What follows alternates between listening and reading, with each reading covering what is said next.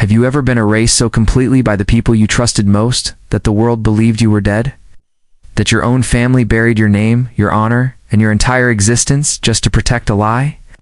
This is my story, a story of betrayal, silence, and the quiet revenge of a soldier who refused to disappear. They told me not to come, said it'd be better that way, that it might be embarrassing for him.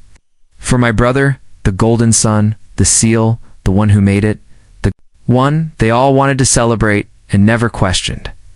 They said it quietly, but their meaning was clear. I wasn't welcome.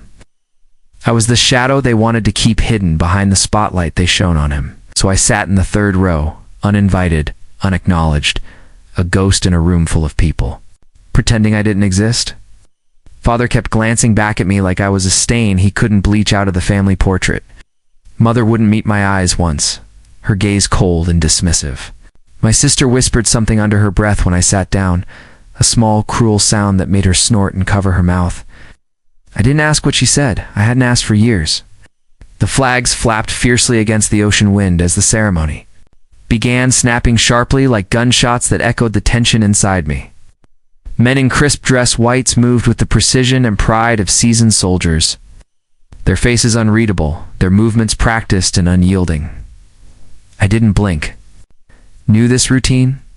I'd lived it, breathed it, worn it like a second skin until it became all I was. When they called my brother's name, the crowd erupted. He stood straight, eyes fixed ahead, that boyish grin barely contained beneath a hardened military mask, and the general stepped forward, a man not easily impressed and not given to sentiment. His gaze swept the crowd until it landed on me. He froze. Into the mic, clearly for all to hear, he said, "Colonel, you're here." Time slowed. The crowd fell silent. Father's jaw dropped. My brother's smile vanished, and I didn't move. 3 years ago, they told everyone I'd quit. Burned out, weak, a quitter. Not even dishonorably discharged, just gone, erased. I didn't defend myself. Father paraded my brother like a prized warhorse, telling neighbors how he was everything he hoped for, unlike others who cracked under pressure. Mother sighed whenever I entered a room, not with grief, but disgust, as if I'd embarrassed her and tainted her sacrifice.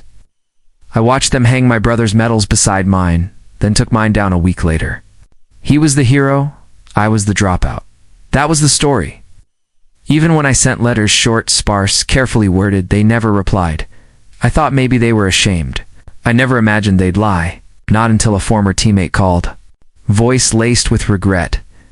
"Didn't know you were dead, Colonel. That's what your folks told us. Dead." They said I was dead. I didn't retaliate. I made appointments, pulled files quietly, used back channels, nothing official. One by one, I confirmed my worst fears. A memorial flag requested in my name, folded and displayed in their living room. A story told to neighbors about a coward's death. Suicide, wasn't it? My father cried as he told it. I said nothing. No correction, no defense. Just a long walk back to the car, fists clenched in my coat pockets. Then came the bank accounts, veteran benefits redirected, my signature forged. A family friend, now a mortgage broker, helped trace the paper trail. Everything taken, rewritten, sold. My military career buried beneath their lies. And my brother, he knew he had to know. His applications, references, security clearance, spotless. My name was nowhere. Needed me erased. I obliged. I waited until the day of his ceremony, showed up unannounced, sat where they could see me, didn't speak, let them sweat in their seats. At the post-ceremony reception, I walked up silent as a shadow. General Ridley found me first, eyes narrowing, confusion giving way to recognition. "I thought you were," he started. "I know," I said, calm and clinical. I handed him a thick, sealed envelope marked confidential. "Everything you need to know? Start with the date they reported. Me dead. Then look at the coordinates in the footer." He nodded, no questions asked. Later, I saw him pull my brother aside, whisper something sharp in his ear. My brother went white. I didn't smile. They cornered me near the parking lot. father's face was flushed with fear and anger. Mother stood behind him like a ghost, wringing her hands. My brother didn't speak. "You," father spat. "How dare you show up here?" "How long?" I asked. "How long did you plan it?"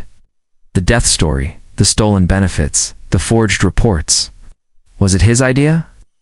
I nodded toward my brother. No one answered. Mother looked away. "I know everything," I said. "So does your general now." I stepped closer, held their gaze. "You used my silence, my loyalty. You sold my name for your son's promotion." My brother's eyes glistened, not with guilt but fear. "You're finished," I told him. "Not publicly, not yet, but you'll feel it. Every door you walk through, every rank you try to earn, you'll wonder who already knows." I turned to father.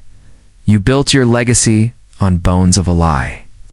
Now you'll rot with it." Then I walked away. Not fast, not slow, just forward. They'll never say my name again. Not at holidays, funerals, or even in private. Name became a knife, and I handed it to the right hands. Let them drown in their silence. Let them carry the weight of what they did. I don't need vindication. I just needed them to know. I saw everything. And when the world came knocking, I didn't raise my voice. I raised the truth. Quietly, efficiently. Finally, they erased a soldier. I became a ghost. Now they live in fear of the day I haunt them. Again, if you've ever been betrayed by those closest to you, or felt erased when you deserve to be seen, share your story in the comments.